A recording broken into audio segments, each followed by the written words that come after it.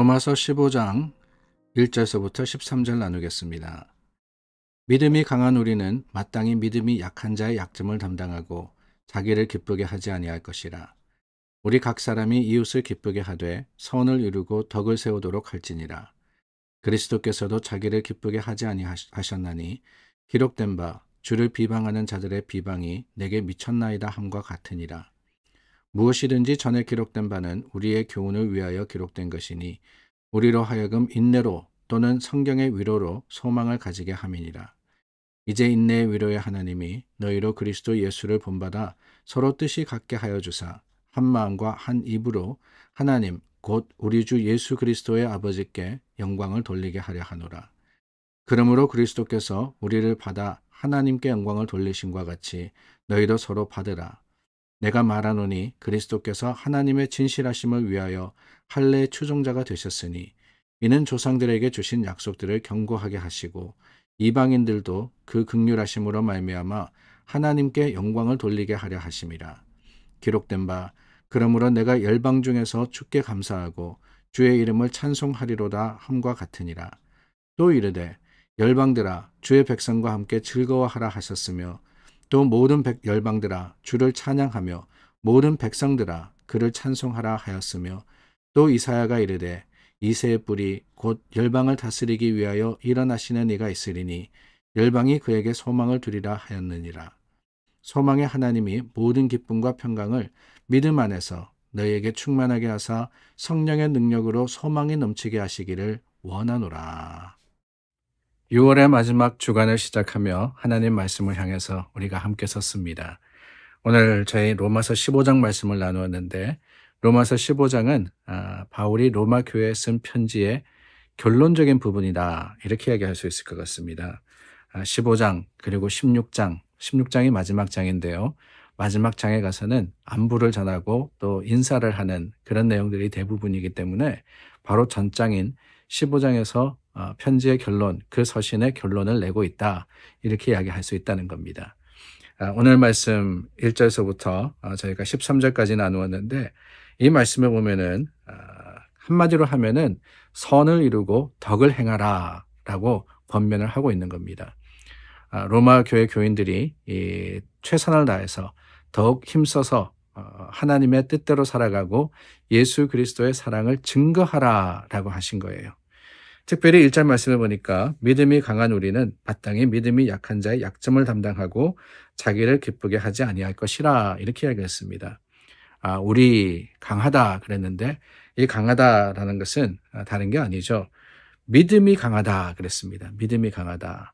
어떤 큰 힘과 능력과 또 재물과 명예를 가져서가 아니라 믿음 가운데 먼저 예수님을 알고 또 먼저 예수님을 믿어서 우리 신앙이 자란 사람들, 그 사람들이 마땅히 해야 할 것이 무엇이냐? 약한 자들의 허물과 또한 그들의 잘못을 품을 수 있고 용서할 수 있고 그리고 그들을 담당하는 것이 책임이다 라고 하십니다. 왜 그렇습니까? 다름이 아니죠. 바로 그게 예수 그리스도의 모습이기 때문에 그렇습니다. 8절 말씀해 보니까 그리스도께서라고 시작을 합니다. 그 그리스도께서 하나님의 진실하심을 위해서 할례 추종자가 되셨다. 예수님이 유대인으로 태어난 것, 그리고 예수님도 할례를 받으신 것, 이 모든 것들이 어떤 것이냐 다름이 아니라는 거예요. 하나님의 말씀을 이루기 위해서 순종함으로써 행하셨다라고 합니다. 할례가 구원의 목적이 아니고 또한 도구가 아니지만은 예수님도 그러셨듯이 바울이 말씀하시는 것은 무엇이냐 다른 게 아니에요.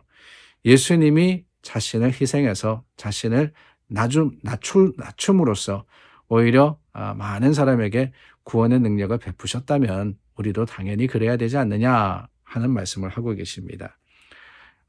로마서 5장 8절 말씀에 그런 말씀이 있죠.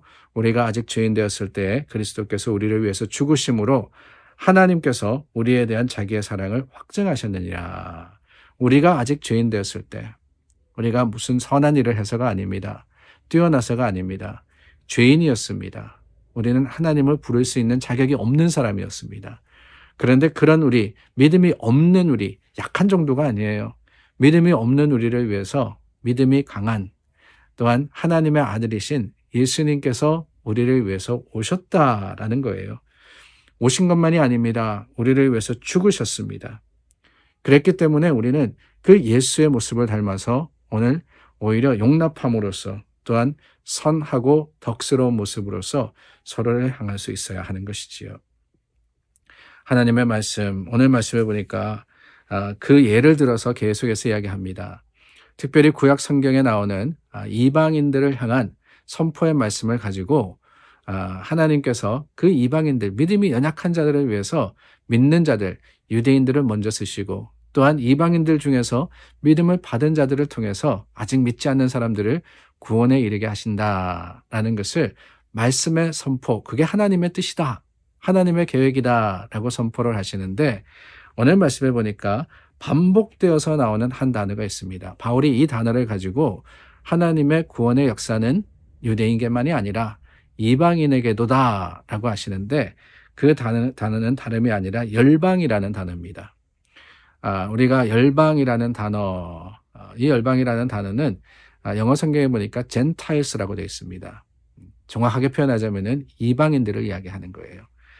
구약 성경 중에 이미 이 열방들, 그러니까 유대인들만이 아닙니다. 유대인이 아닌 사람들을 통해서 하나님은 영광 받으시기를 원하시고 또한 그들 가운데 함께 하시고 그 열방들, 이방인들이 하나님을 찬양하는 것이 하나님의 계획이자 섭리임을 말씀을 선포하고 있다라고 하는 거예요. 이 열방이라는 단어가 중요합니다. 우리는 흔히 우리가 믿었기 때문에, 우리가 구원받았기 때문에 거기서 만족하게 됩니다. 그런데 여러분, 유대인들 하나님을 알았습니다. 예수 그리스도가 유대인으로 오셨습니다. 그러나 더 중요한 하나님의 사명과 하나님의 바램을 그들이 깨닫지 못했을 때 그들은 실패할 수밖에 없었던 거예요. 오늘 우리가 다시 한번 기억하기를 바랍니다. 믿음이 강한 우리는 믿음이 약한 자의 약점을 담당하는 책임이 있습니다. 오늘 우리에게 준 사명이 뭐냐? 교회로 모이는 저와 여러분들에게, 믿는 사람들에게 주신 하나님의 분명한 사역이 있다. 그게 교회의 목적이다라는 것을 잊지 말아야 한다는 거예요. 그것은 다름이 아닙니다. 한 영혼의 구원이에요. 한 영혼의 구원. 우리가 교회로 모여서 많은 것을 할 수 있습니다. 교제할 수 있고 예배 드릴 수 있고 또 그 가운데 교육할 수 있고 좋은 시간과 행복한 나날을 보냅니다. 그런데 여러분, 거기에 바로 이 사명, 복음 전파의 사명이 빠진다면은 교회는 그저 친교의 목적을 가진 이 하나의 모임이 될 수밖에 없는 거예요. 오늘 저와 여러분 이 말씀 속에 기억하기를 원합니다. 오늘날도 열방이 있습니다.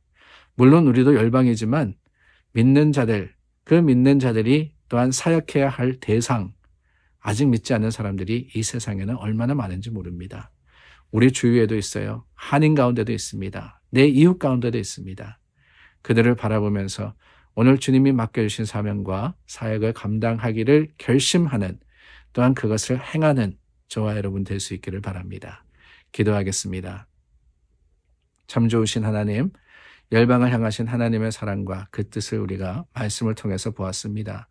주님, 오늘도 우리 주위를 살피게 하시고 또한 복음을 아직 알지 못하고 듣지 못한 자들에게 증인의 역할을 감당하는 우리가 되게 하여 주시옵소서. 예수님 이름으로 기도드립니다. 아멘. 말씀 들고 오늘 하루 세상을 향해서 나아갑니다. 믿음으로 승리하시기를 바랍니다.